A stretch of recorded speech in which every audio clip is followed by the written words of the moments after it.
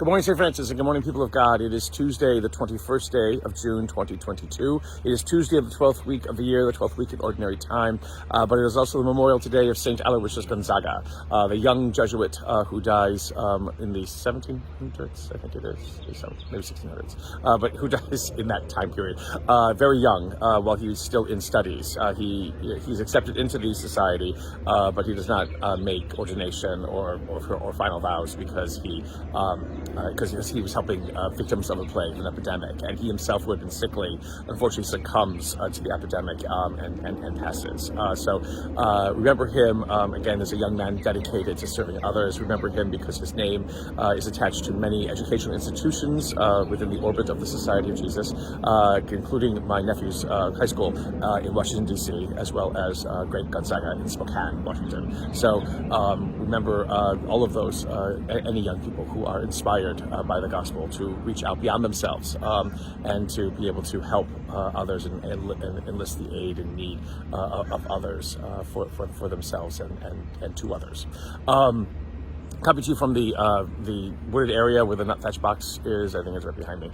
Yes, something, there it is, right behind me, on this day, which is going to be the last nice day, perhaps, that we'll experience here in the Carolinas before the humidity sets back in again. But it's been nice the last couple of days, so it's kind of good.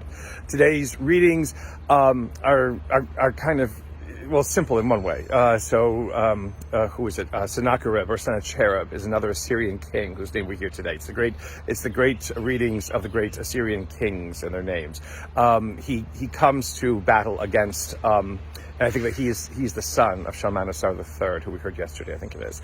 And he comes to battle the kingdom of Judah this time, because remember, the kingdom of Israel has been wiped off the face of the map, wiped off the face of the earth, wiped off of any maps, has gone to Assyria to be lost forever. But the kingdom of Judah remains. And Hezekiah, the king of Judah, pleads before God to say, save us, from Sennacherib, Sennacherib, and his armies, which come to destroy us. And because Hezekiah looks to God for help, God delivers that help. And Sennacherib is not able to breach the walls of Jerusalem, and Jerusalem is kept safe for another day. Which is again, it's Hezekiah's trust in God, and Hezekiah's being able to go to God for help saves Israel.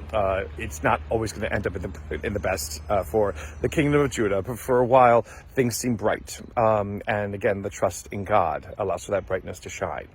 In the gospel, it's just a series of sayings, pithy maxims strung together by Matthew. The most notable of them is that golden rule, do unto others as you would have them do to you.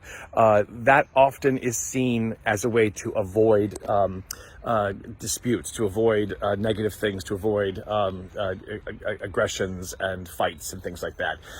It shouldn't be taken that way. To do unto others as we would have them do to ourselves is to promote relationship, is to promote unity, is to bring together and not necessarily create a barrier around ourselves, to protect ourselves from each other by using that kind of phrase. It is... I think it is only in Matthew's gospel that it appears, and no, it probably appears in all the synoptics, but it just appears and it goes away. It is not as great as love one another without counting the cost. That is the greatest commandment. Sometimes the golden rule gets confused with the greatest commandment, and it is not. To love and never stop loving and never let anything stand in the way of love is what we are called to be.